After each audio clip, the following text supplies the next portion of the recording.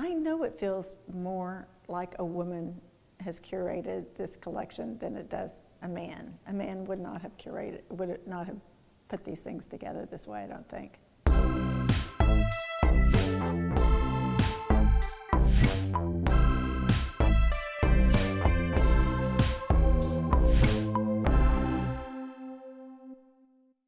I'm Marguerite Hoffman, and you're here with me in what we call B2. Robert and I, my late husband, and I felt like gallery was a little too precious, so we just give it a nickname.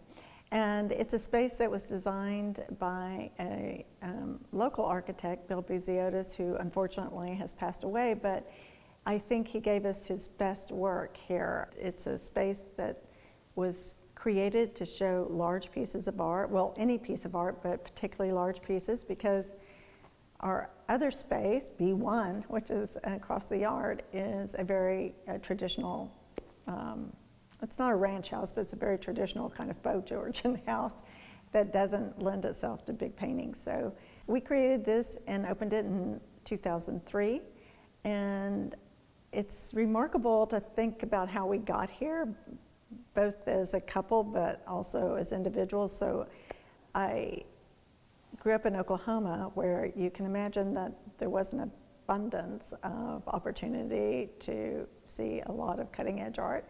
But every summer I got shipped off to my grandparents in Washington, D.C. And my grandmother saw that I kind of liked going to the National Gallery and literally would take me there almost every day. I'd pack a little brown sack lunch, and I would go spend a couple of hours most days at the National Gallery, and it was very formative for me. It was a place that kind of anchored me in the old canon of Western art. And I also realized during that time, even though I was young, I realized that all these people whose names I kept seeing gave tremendous gifts of art. And that created this National Gallery of art. And so that was a seed that was planted a long, long time ago about this idea of giving collections to museums that have been created by individuals or assembled by individuals, and how rich and exciting and what access you could give to people like me by doing that. And then the next kind of big building block for me, I guess, was that I couldn't figure out what I wanted to be. So I floundered around and ended up taking this, well, back then it wasn't it was kind of an obvious thing. We all took a year backpacking somewhere, right, and lived on $15 a day. And because we had no money, we spent a lot of time in museums, churches, again, getting just drenched in this history of art. And while I was over there, I decided, well, I don't have any better ideas, so I'm gonna get a master's in art history.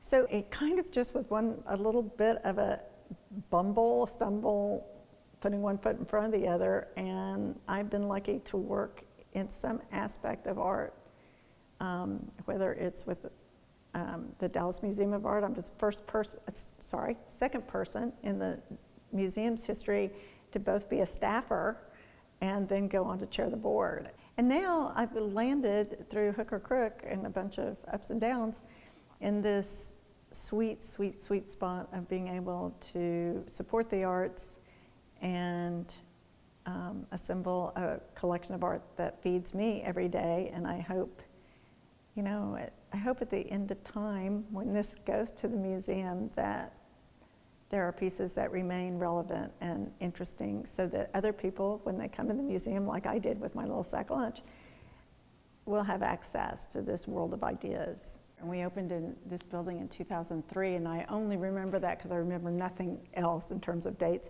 because the Nasher Sculpture Center opened, and we wanted to be, everyone in town wanted to be Nasher ready, because we anticipated that, people would travel. It would be a destination to see Ray's collection.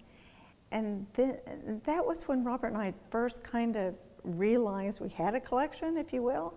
And he liked very blue chip down the line. I don't think he thought of him as down the line, but his favorites, Twombly, Ellsworth Kelly, Jasper Johns. And that's great, I did too. But after Robert died and I had a moment to reflect on the collection, there was just some real realities, like you can't continue to buy those folks unless you have really deep pockets. And secondly, I wanted to see what was happening after that. And then it just kept having a ripple effect. So you start exploring things you didn't even know were out there. I would hang it on a rubric of underrepresented women, and then it was underrepresented women in, Eastern Europe, and then Africa, and so that's one way the collection has gone. I think the other way is doing installations, single artist rooms. It changes the way you feel about the space. I think that there are differences between women collectors and men collectors. And, I had the best of both worlds. I had a very avid, curious, dynamic partner and loved every minute of collecting with him. Since I've been on my own, you find your own, I didn't realize so much on this path of self-discovery, but I have found that I'm much more interested in a wide variety of things. Earlier on, the collection just screamed paint. And Robert and I loved painting, and I still do love painting. And it's the medium that speaks most viscerally to me, probably. But now I'm not afraid to, buy a tapestry or buy a set of drawings that are collaged with felt, or somebody teases me, it says that I'm drawn to everything that's stitched. Well, that must be kind of in our DNA as women, right? I mean, we don't darn our socks anymore like they used to in Little Women age, but I think that's somewhere in there, in a very cellular way. So I'm not surprised that I get drawn to that. I guess it's don't be afraid, whatever it is, if it speaks to you, go for it. And so that's kind of me as a collector.